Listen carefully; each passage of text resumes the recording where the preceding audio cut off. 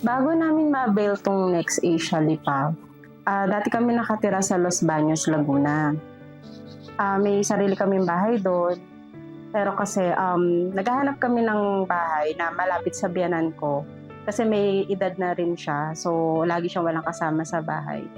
So nung nakita ko yung Next Asia Lipa sa Facebook, nag-visit agad kami. Nakita namin na mataas yung, lugar, mahangin, tapos tahimik, kaya hindi na kami nagdalawang isip. Sabi ko, "Sige, okey, kunin na namin 'to." Reservation na agad kami. Tumawag ako sa asawa ko, sabi ko, "Okey, ganito yung lugar." So, nagustuhan naman niya. Tapos nung nag-turnover siya, ayun, so siyempre excited kami, kasi siyempre bagong bahay, 'di ba? Bagong investment, ganyan. Kaysa mangupahan ka, ayun, so naging masaya naman yung paglipat namin dito kasi tahimik gaya ng ine-expect ko na tahimik yung lugar, mataas siya kaya hindi siya aabutin ng baha. Tapos hindi rin siya gano'n kainit. Malamig dito eh, actually. Lalo na 'pag sa gabi kahit di ka na mag-aircon, malamig talaga yung lugar. Mahangin kasi siya, kahit summer. So masaya kami na nag-avail kami dito sa Nexasia. Do'n naman sa ano, sa about sa pagbabayad, ang napili kasi namin nun is through Pag-ibig. Pagpa-process naman ng ano, ng papers, ng documents, wala kaming naging problema kasi yung aming agent na nakuha, lagi silang sumasagot antemano. Kapag may kasi siyempre bago pa lang kami dito sa ganitong process, 'di ba? So, ipapaliwanag nila sa'yo buong details. Kaya hindi ako nahirapan sa pag-aasikaso ng mga document.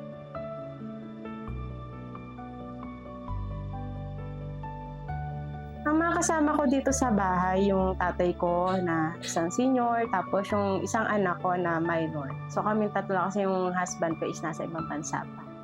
Ako ang trabaho ko ay work at home ako sa TaskUs bilang content moderator. Pagdating naman sa internet, hindi ako nahirapan kasi nung bago mag-turnover 'to, meron na siyang mga ano, naka-ready na talaga siya.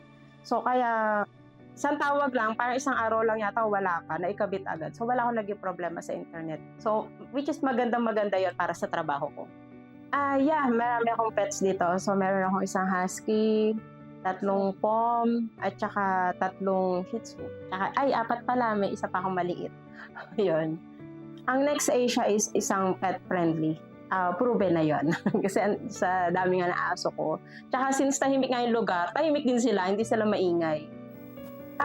Pagdating naman sa community, ang Next Asia Lipa is for me, based on my experience simula nung lumipat ako dito, wala naman ako naging problema, wala naman. Actually dati meron akong, speaker diyan sa labas kasi 'pag gusto kong mag-unwind, papatugtog ako diyan, 'di siya nawawala. Tapos minsan, umaalis ako, hindi ko nilalak yung pinto, pagbalik ko, gano'n pa rin naman. Kasi yung parang yung security naman sa gate is 24 hours naman siya. So, para sa'kin secured siya, oo. Siyempre bilang, isang OFW, malaking achievement 'yun para sa kanya. Kasi, investment 'to, 'di ba? So, bahay at lupa, matitirhan, security ng pamilya namin 'to. So, masaya siya.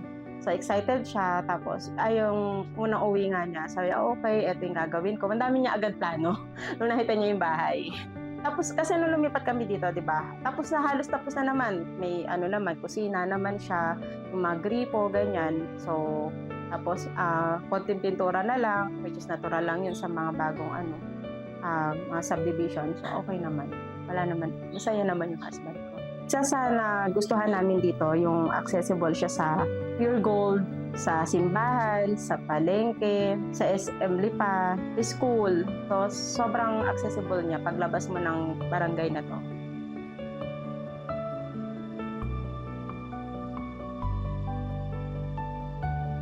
Inspirasyon namin kasi dati kasi ano, nangungupahan lang kami no'n. So parang bumabayad kami ng 5,000 a month, tapos hindi naman nagiging sa'min yung bahay. So kaya ang ginawa namin, invest kami ng bahay, sarili namin para pagdating ng panahon, siyempre magkakaedad kami mag-asawa, so gusto namin secured yung mga anak namin na may matitirhan sila.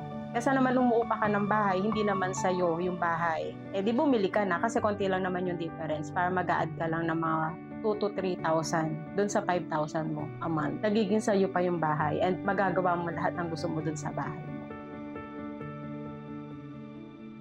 Mensahe ko sa kapwa ko na nangangarap magkaroon ng sariling bahay. Kumbaga, kung kaya ko, kung nakaya namin, OFW yung asawa ko, hindi naman ganun kalaki ang sweldo, pero nakaya namin, bakit hindi kayo din?